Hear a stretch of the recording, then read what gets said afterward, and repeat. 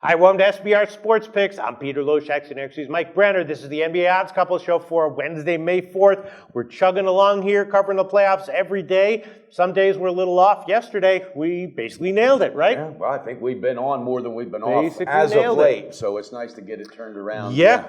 And if had it not been for that overtime in Miami, I think you would have cashed all three. Yep, 2-1. I had a good read on that one, and I like the Golden State under. I said I liked. They didn't have the guts to give it, but it was close though. It was close. Could have gone either way. But again, we had a good read. I was like, I think that the first half's going to go over. Probably the full game goes under, and that did. That is how it turned out. But again, listen, these freaking bookies know how to set these lines. Boy, I'm telling you, it's amazing. Pistol Pete, my hat's off to you. You have just quietly. Thanks, man. And really, you've just been producing going on 2 weeks, and I love it. With that being said, I'm going to pan this board real quick and show the viewers again. Accountability, Pete's everything for me. It's been all year. Had a good night last night, 4-1. That's 10 out of my last 11. Getting up after that slump. 157 and 140 at 53%. Pistol Pete just quietly getting it done. So all those haters that said the 30%, guess what? It's over with. It ain't happening. 46%. Pistol Pete was 2-1, 93 and 109. Coming back, and I love it. So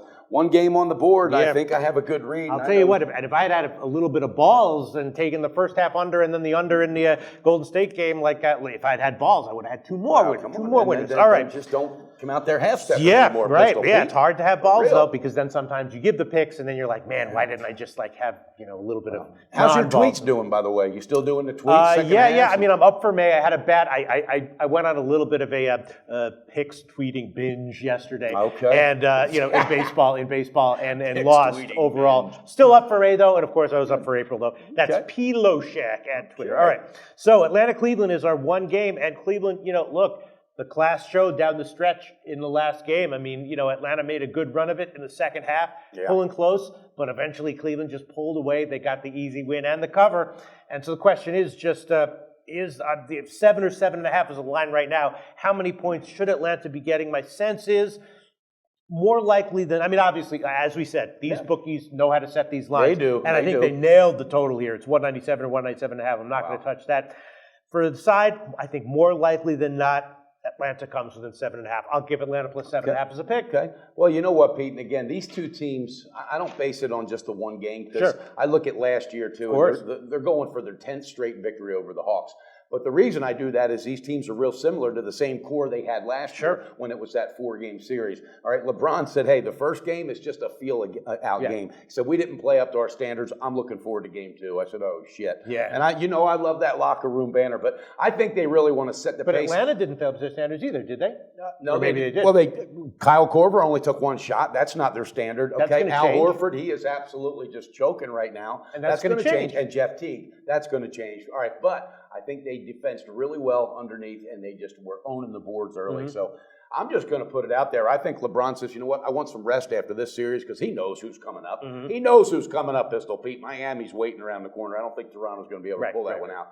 And I think Cleveland gets it done again. Really? I'm jumping all over it. First half -4, game -7 is what I grabbed it. Well, we can give you, the Chris books right now do have -7, so it is a split line. We'll see where this line closes. Probably, my guess is that there's big action coming in on both sides of this game. I mean, when you hear a statement like that from somebody that's, as impressionable as he is, not on me, but on his teammates and on getting in the heads of the other player, I think they come out focused and they come out running, and they...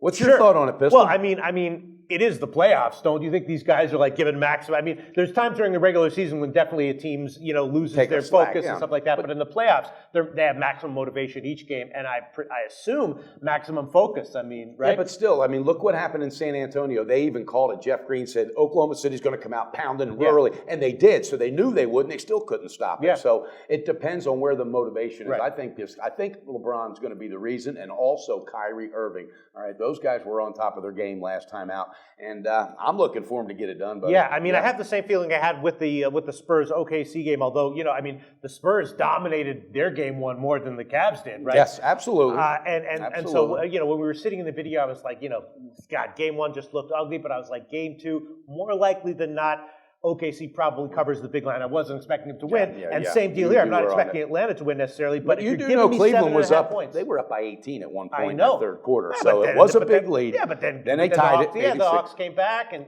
then they shut them down. They didn't score like one basket in the last 4 minutes. But listen, this line is quite tight. Okay, and you're going with Atlanta. If I'm going correct. with Atlanta plus 7.5. I don't necessarily think it's a huge percentage play, but if I have to take a side, I think there's a small enough edge that I am willing to go for it. Obviously, your record, although my record in the playoffs has rivaled yours. We've both been doing pretty well in the playoffs. And I enjoy when we take off face to face on those. But. And I might have a second half play on this one again.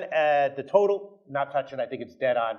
No way I can play. I see the way you were looking at that. That's got to be absolutely one of the tightest totals that's been out this year. So I guess that's it. We're going head to head on the game. You're taking Cleveland -7. I'm taking the Hawks plus 7.5, and you're also going with Cleveland in the first half, right? Absolutely, I'm going for it. I think they're going to cash 2 more for me, keep this run going, and focus because this weekend coming up, wow, there's some good games, Pete. Yeah, in the next round. My sense is that Cleveland that if Atlanta does have a strong half, it's more likely to be the second half than the first half. So I kind of like that. And if Cleveland's up big in the first half, I might tweet a play on Atlanta in the second half. We will see. Apparently, I heard there's some rumblings with a couple players in the locker room not happy with each other, kind of pointing fingers after last game, and that's what I read for Atlanta. And in a bad way or a good or productive way? No, I don't know that. Well, that remains to be seen. It's how they coming out on the court. But when you got guys pointing fingers in the locker room, hey, you didn't shoot worth a shit, neither did you.